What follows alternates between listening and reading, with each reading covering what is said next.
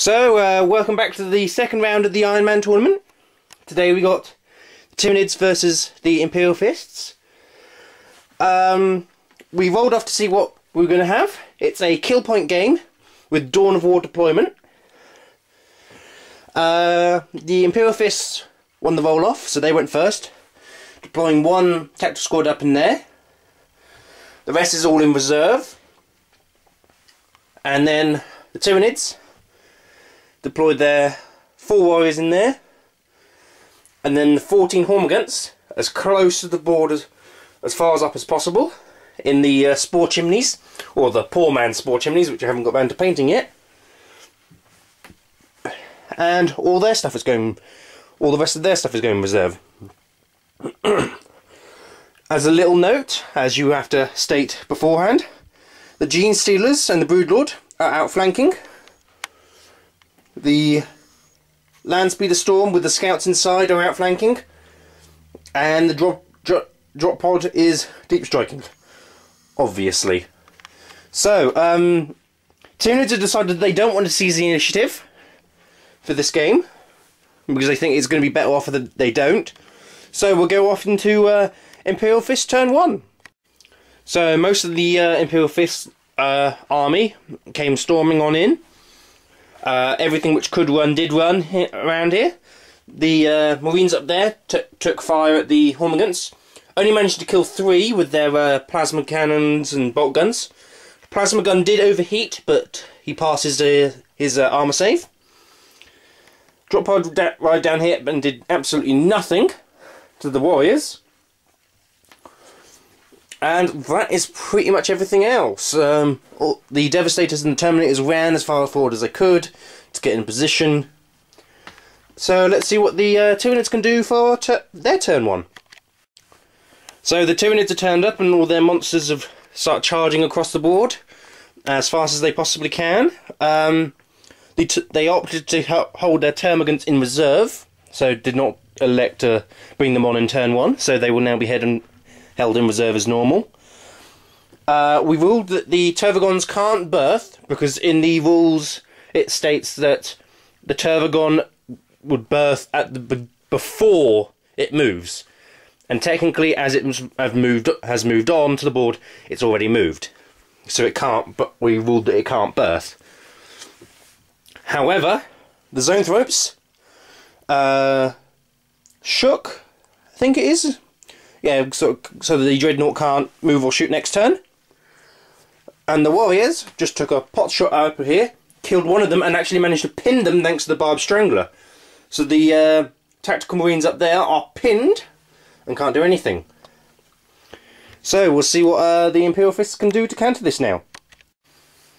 Alright, we've lightened up the place a bit because, being good old jolly Britain, we've got a massive overcast day outside, so let's see what's happened here now then.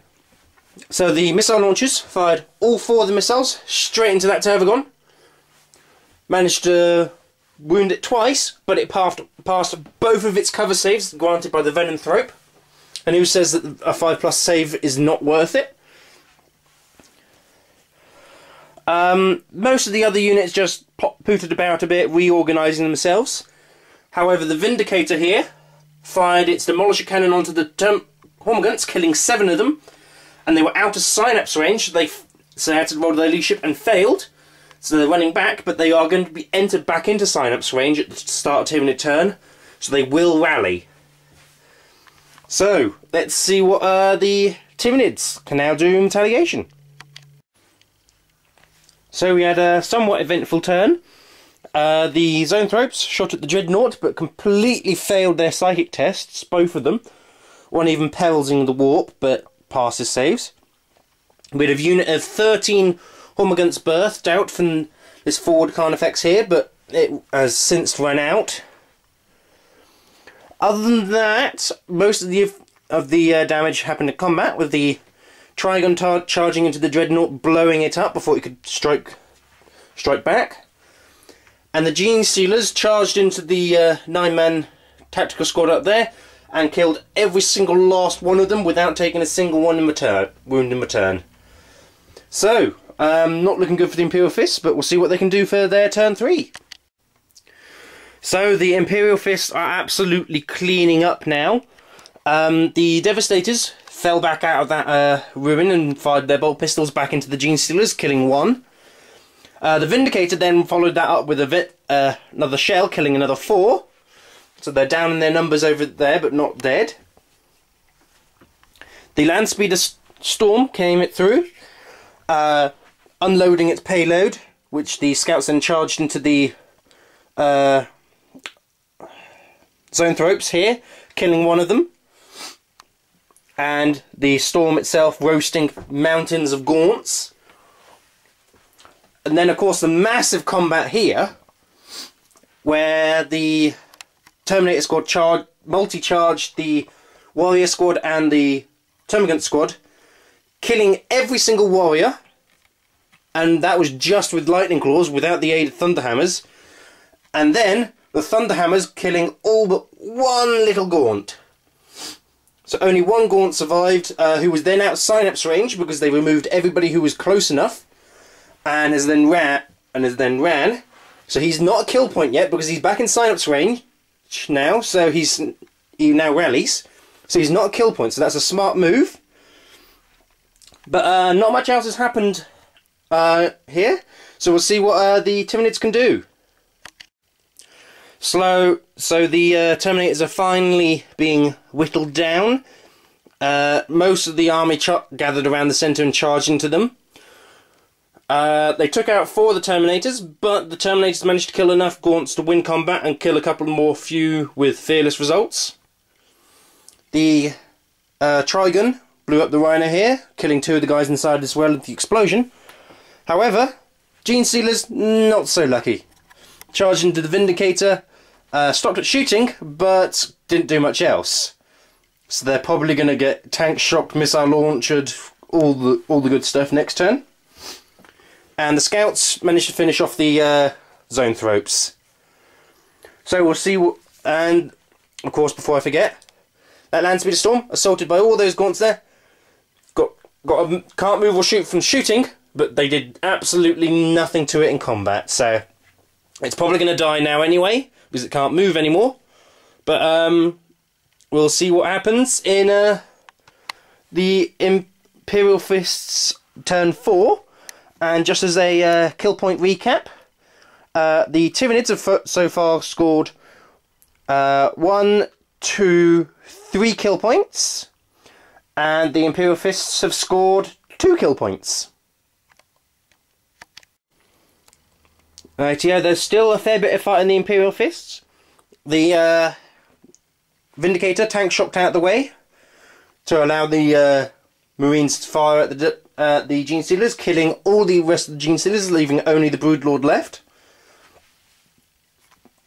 The Marines opened fire into the Trigon, missed with their melter guns, but managed to do 3 wounds with the bolt guns, which it failed all 3. So it took 3 wounds, which is not half bad considering the odds. The drop pod and the Scouts opened fire on that 1 little Termagant, and it kept making its cover saves. So it's refusing to die. The Landspeeder Storm blew up as expected. Took two Gaunts down with it though. And over this massive combat here, 1 Hormagant remains, holding on because it actually managed to pass its armour save for being fearless. But there is 1 less Thunderhammer Terminator. And the Tervagon's now down to 3 wounds. So we'll see how long that unit can last. So let's go into the Tyranid turn 4. I will have to say that this battle is going down to the wire now.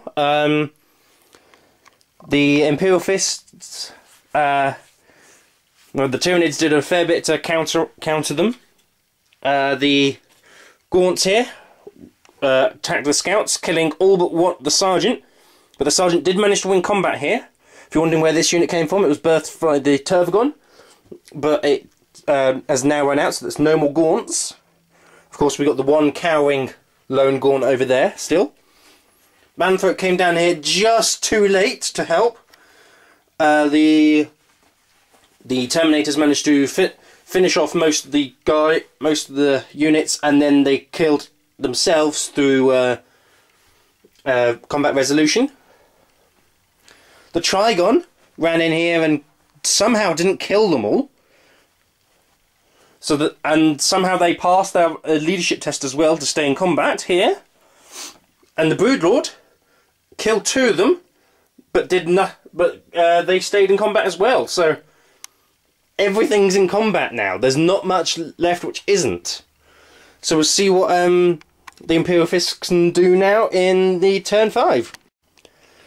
Just as when I think that the game's going to tell us who's going to win, it throws a curveball at me, as this game will decide. The sergeant there, who did so well to fight them all off, died from just one wound, from only 4 gaunts.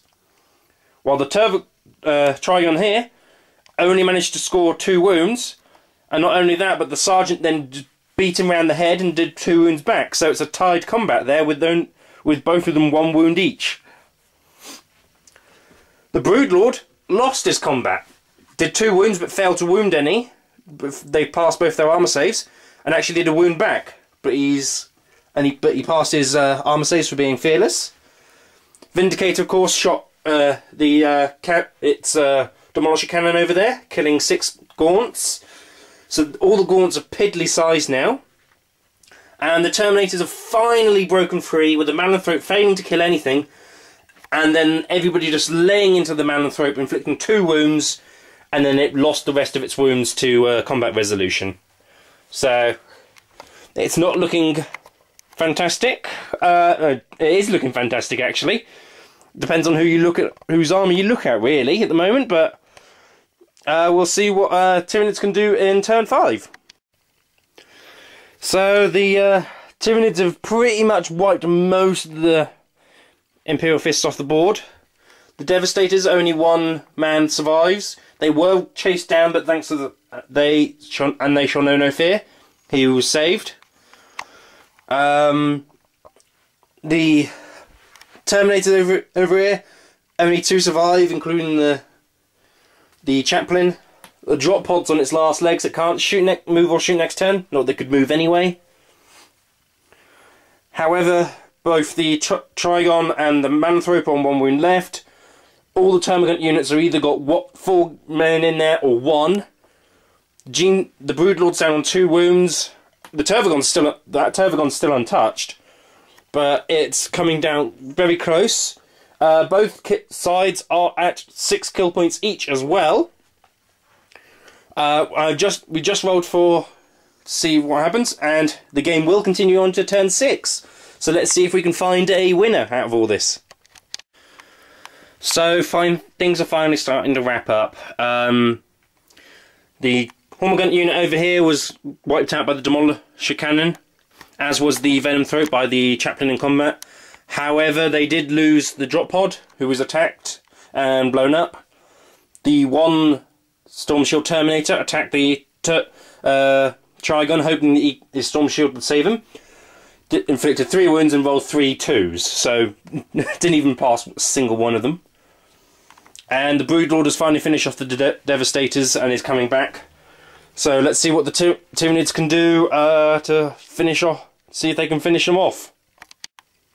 So the game has ended turn 6. The Tyranids finally managed to push the Imperial Fists off the board, wrecking the Vindicator and just swamping the Chaplain down in combat.